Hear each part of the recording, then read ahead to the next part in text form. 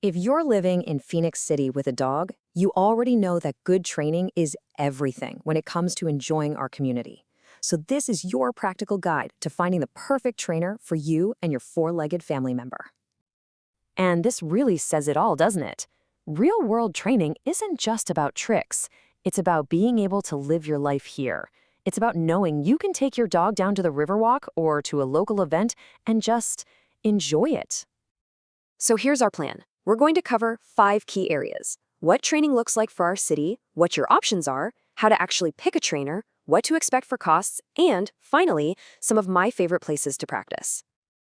All right, let's jump right into section 1. The whole point of training is to prepare your dog for your actual life, right here, in the environments you'll experience together every single day. You know, what's really important is finding a trainer who gets our area. Someone who knows that a walk in Idle Park is totally different from navigating the crowds over in uptown Columbus. That local knowledge is a huge plus.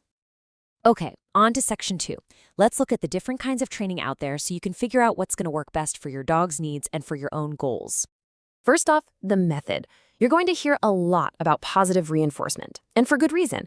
It's all about rewarding the behavior you want to see. This approach helps build a confident dog, which is not only kinder, but way more effective in the long run than methods based on fear. So you've basically got 2 main formats. In-home training is perfect for stuff that happens at home, like if your dog bolts out the door or barks at everything in the backyard. Group classes, on the other hand, are fantastic for practicing focus when other dogs are around.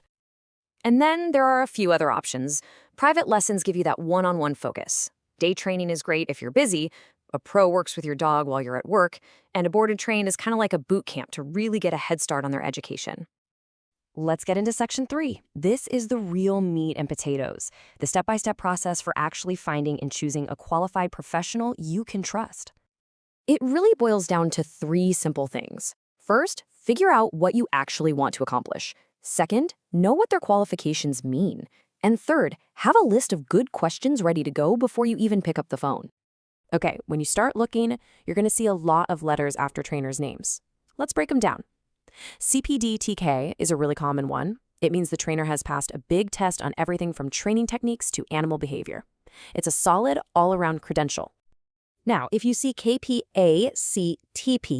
that tells you something more specific. It means that trainer went through a pretty intense program that's all about positive reinforcement. It shows a real commitment to modern, science-backed training. But what if you're dealing with something more challenging, like serious fear or reactivity? Well, then these are the credentials to look for. They signal that a person has specialized knowledge for handling more complex behavior issues, which goes beyond basic obedience. Here's a list of questions you should absolutely ask any potential trainer. A true professional will be happy to answer all of them. I'd pay special attention to how they talk about customizing the training for life here in Phenix City and how they'll help you measure progress. All right, on to section 4. Now that you know what to look for, let's talk about some of the practical stuff, like how much this is all going to cost and some of the local rules you need to know about. Here's a quick look at the average costs you can expect here in our area. As you can see, a series of group classes might cost a couple $100, while something really intensive like a board and train is a much bigger investment. This should give you a good ballpark for budgeting. It's also really smart to know the local rules. The big one, of course, is the leash law. Your dog has to be on a leash in public places. You also need a current rabies tag, that's state law.